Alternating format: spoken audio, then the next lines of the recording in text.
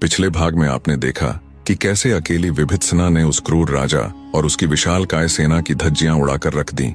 कैसे उस अकेली वीरांगना ने सालों से चले आ रहे राजा कालखंड के आतंक को उसकी मृत्यु के साथ पूर्ण विराम दे दिया। जब विभीषणा षड्यंत्र की जड़ यानी उस कायर राजकुमार को बंदी बनाकर राजमहल लेकर जाती है तो हर कोई हैरान था। किसी को भी विश्वास ही नहीं हो रहा था कि एक अकेली स्त्री ने इतने बड़े राजा और उसकी विशालकाय सेना को यूं चुटकियों में खत्म कर दिया। राजकुमारी को जब ये पता चला कि उसका सौतेला भाई ही उसका सौदा करके उसे राजा कालखंड के हवाले करना चाहता था तो आश्चर्य के साथ साथ मारे गुस्से के उसका हृदय धधक उठा। कुछ पल के लिए अपने गुस्से पर काबू पा विभीषणा की तारीफ करते हुए कहा कि ये तो हमें आश्रम के दिनों से ही ज्ञात था कि तुम कोई साधारण मनुष्य नहीं हो। मुझे फक्र है कि तुम मेरी सखी हो। अगर आज तुम ना होती तो मेरे ये अपने ही मुझे हलाल करने वाले थे। फिर राजकुमारी ने अपनी सखी यानी महासेनापति विभीषणा से पूछा कि अब उसके सौतेले भाई के साथ क्या करना चाहिए। तब विभीषणा बड़े ही गंभीर स्वर में राजकुमारी से बोली, राजकुमारी जी, आपको इस नीच मनुष्य को कदापि नहीं बख्शना चाहिए। मेरे मत से तो आपको इसे केवल और केवल मृत्यु दंड ही देना चाहिए, क्योंकि ये वो विषैला सांप है जो मौका मिलने पर दोबारा आपको डसने आएगा। आपको न केवल इसे मृत्यु दंड देना चाहिए बल्कि इसकी मृत्यु को ऐसी मिसाल बना देना चाहिए कि फिर कभी कोई आपके साथ गद्दारी करने की सपने में भी न सोचे।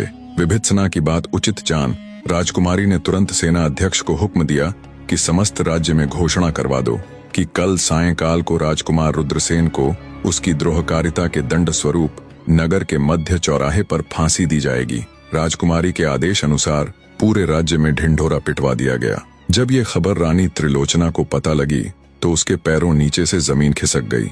वो आनन फानन में भागी भागी राजकुमारी रुद्रलेखा के पास गई और हाथ जोड़कर करुणामयी स्वर में बोली, ये मैं क्या सुन रही हूँ बेटी? क्या तुम अपने ही भाई को मृत्यु की सजा दोगी? माना कि उससे गलती हुई है, पर क्या इतनी निष्ठुर दंड व्यवस्था उचित है? सौतेला ही सही, पर है तो वो तुम्हारा भाई ना। उसके अंदर भी वही खून है जो तुम्हारे अंदर है।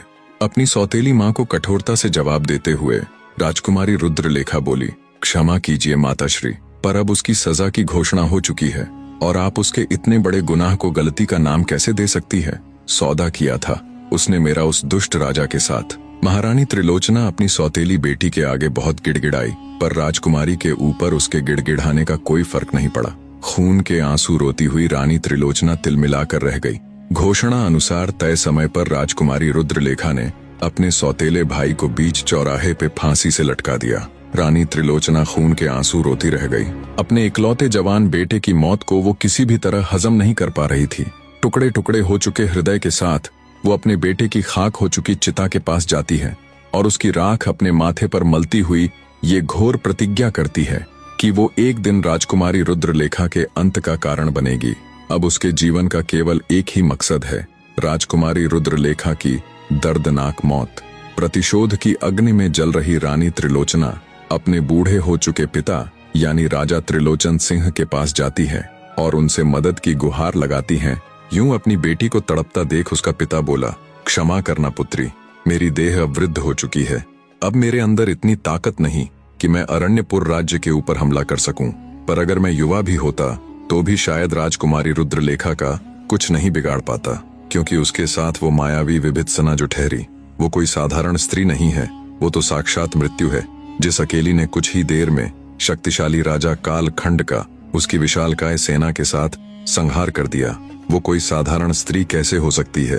अंततः बेटी, रुद्रसेन की मृत्यु को भाग्य का लिखा समझकर भूल जाओ, इसे नियति का खेल समझकर संतोष कर लेना। पिता की बात सुन रानी त्रिलोचना असहाय सी हो शून्य में निहारने लगती है। स्वतः ही उसकी आंखों से टप टप आंसू गिरने लग जाते हैं। अपनी बेटी की ऐसी हालत देख राजा त्रिलोचन कुछ सोचता हुआ बोला, एक रास्ता है तो बेटी, पर वो बहुत कठिन है और उसमें भी निश्चित नहीं है कि तुम्हें तुम्हारा मकसद मिल ही जाएगा।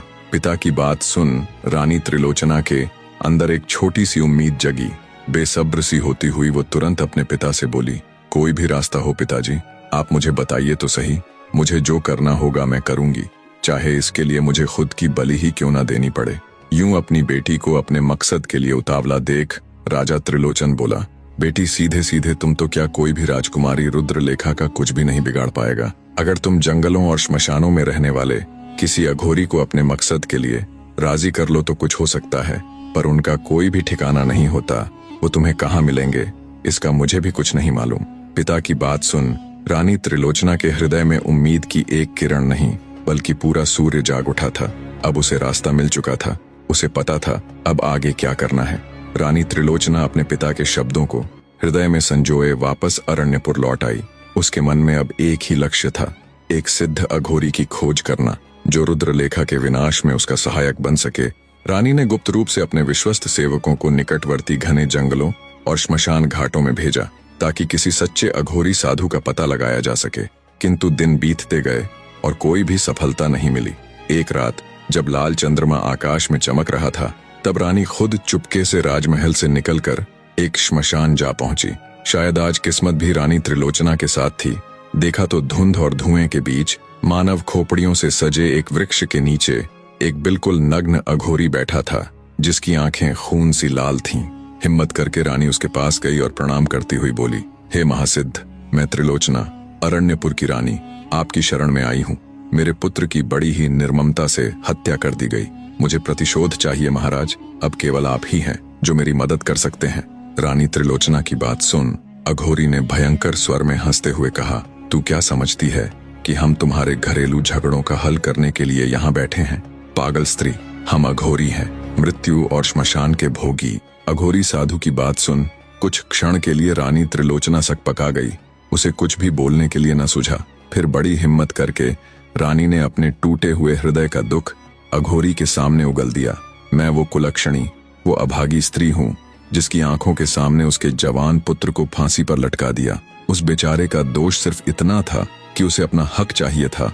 जैसे हर पुत्र को अपने पिता का सर्वस्व मिलता है, वैसे ही उसे भी अपने पिता का उत्तराधिकारी बनना था। पर बेचारे को राजगद्दी नहीं बल्कि मौत मिली महाराज।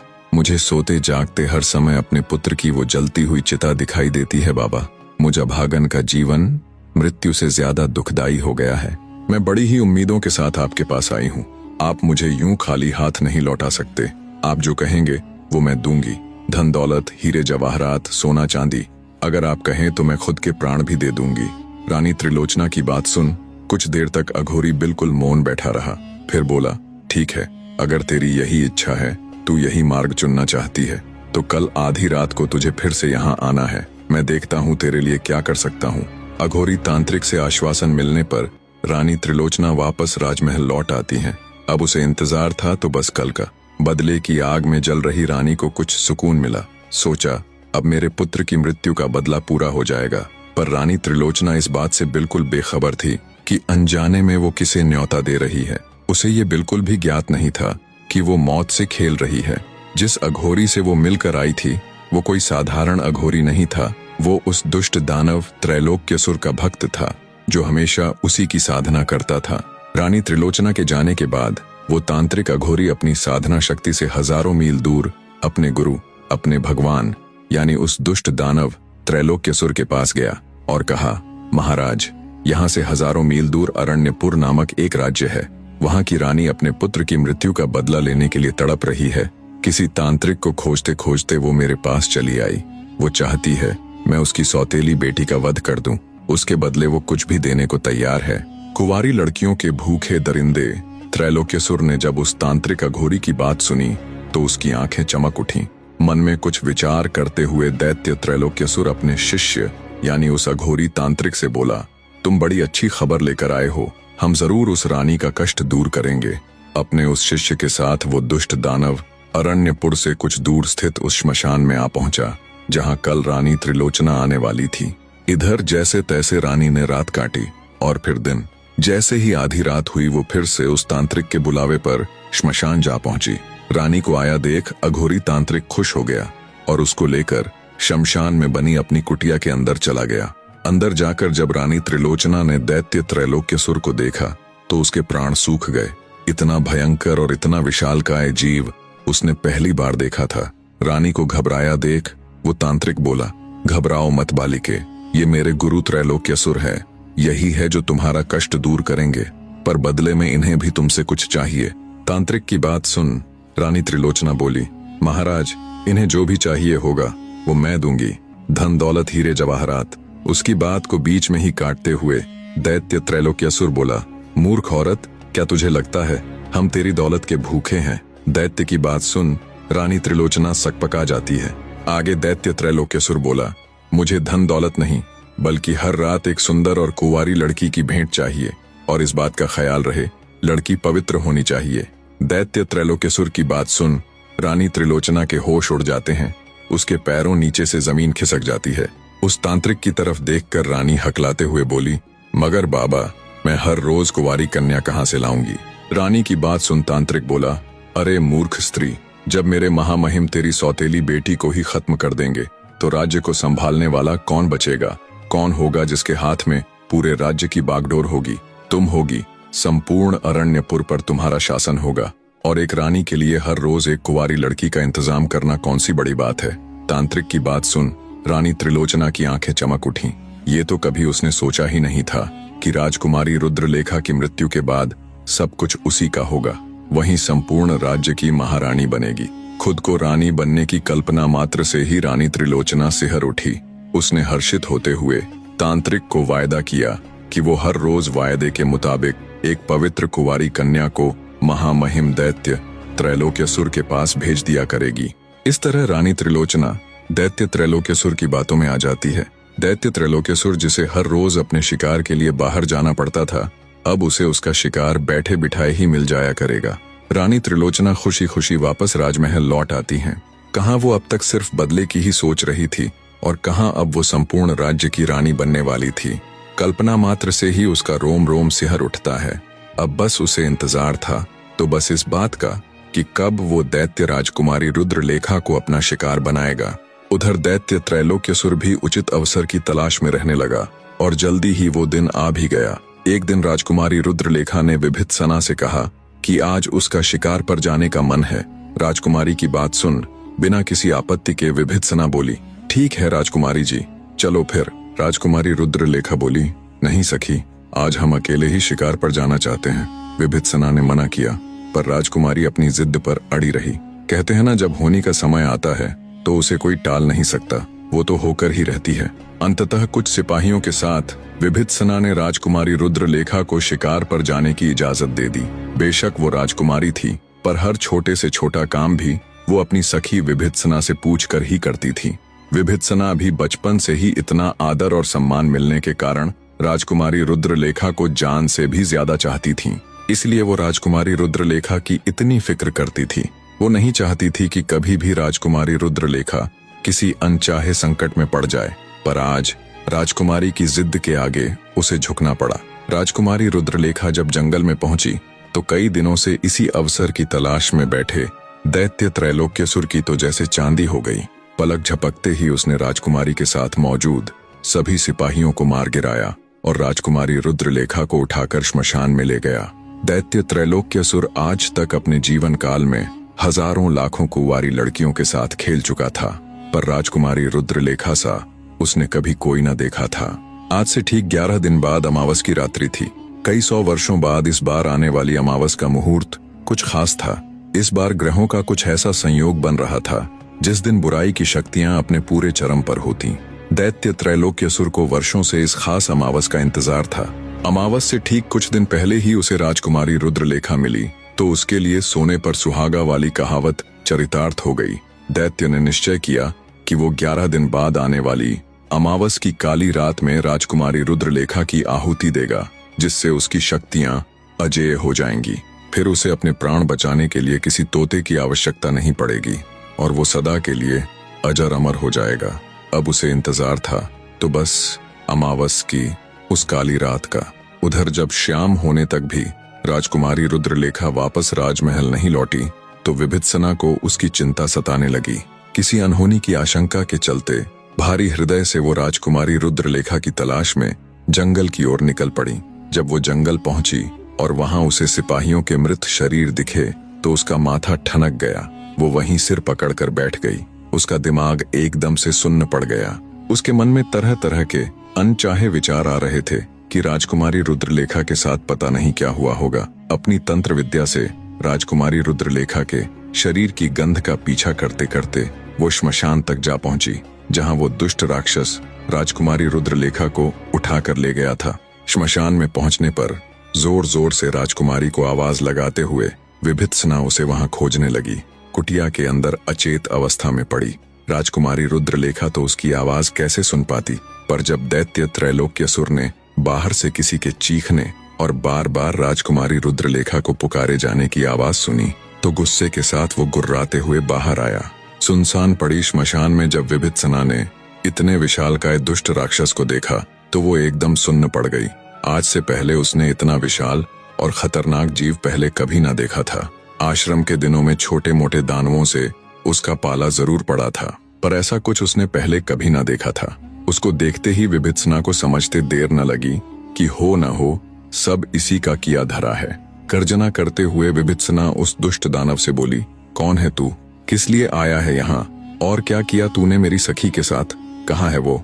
एक पिद्दी सी लड़की को यूं अपने सामने गरजते देख दैत्य त्रैलोक्यसुर बोला, उसे तो मैंने कब का खत्म कर दिया, अब तेरी बारी है। ये कहते हुए वो राक्षस विभित्सना की तरफ बढ़ने लगा। उस विशाल दानव को अपनी तरफ बढ़ते देख विभित्सना ने दैत्य त्रैलोक्यसुर के ऊपर अपने अभेद्य बाणों से वार किया, पर उस दुष्ट दानव के ऊपर विभित्सना द्वारा छोड़े गए बाणों का कोई असर न हुआ। उल्टा गुस्से से दहाड़ता हुआ दानव बोला, ओ तो शस्त्र विद्या भी जानती है तू, पर भिड़ी होगी आज से पहले किसी छोटे मोटे योद्धा से।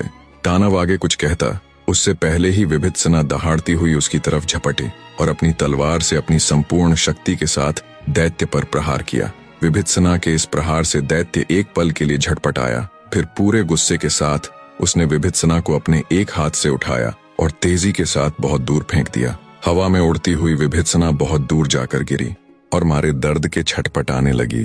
दैत्य उसके पास आया और अपने भारी भरकम पैरों से उसे कुचल दिया। दैत्य त्रैलोक्यसुर को जब लगा कि विभित्सना के प्राण पखेरु उड़ चुके हैं और उसके शरीर में कोई भी हलचल नहीं है, तो उसे मरा हुआ समझ वो उसे यूं ही छोड़कर चला गया। कुछ देर बाद विभित्सना को जब थोड़ा होश आया तो उसे उसका पूरा शरीर एकदम निर्जीव प्रतीत हो रहा था। उसमें जरा सी भी ताकत नहीं बची थी। अपना पूरा जोर लगाकर पूरी ताकत से विभित्सना खड़ी हुई और किसी तरह अपने घोड़े के ऊपर जा बैठी। उसने घोड़े को सीधा आश्रम की ओर दौड़ा दिया। घोड़ा जब तक उसे आश्रम में लेकर गया वो फिर से अपने होश खोते हुए पुनः बेहोशी की हालत में चली गई। आचार्य कास्य पंत ने जब उसे देखा तो तुरंत उसे उठाकर आश्रम के अंदर ले गया और उसका इलाज शुरू कर दिया। विभित्सना की ऐसी हालत देख आचार्य कास्य पंत भी हैरान थे। वो विभित्सना की ताकत और उसकी शक्तियों से भली भांति परिचित थे। उन्हें बिल्कुल भी समझ में नहीं आ रहा था कि आखिर किसने विभित्सना की ये हालत की है।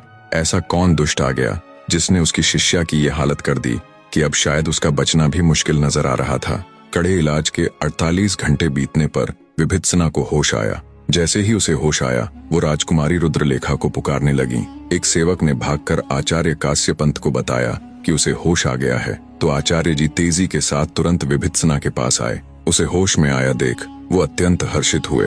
विभित्सना अब भी लगातार राजकुमारी रुद्रलेखा को पुकारे जा रही थी।